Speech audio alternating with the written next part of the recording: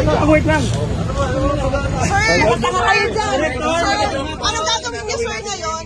Hindi, titingnan nga namin kung ano nangyayari. Kaya nandito kami. Pero may Is it possible ba, sir, isa-serve niyo po yung ICC warrant ngayon? Titingnan namin kung ano But there's a possibility that it may not be because of the fact Bato de la Rosa has immunity.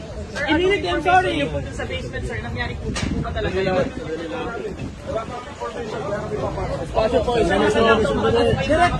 Director, as for me, is there a possibility that baka di rin ma-arrest si Senator Bato?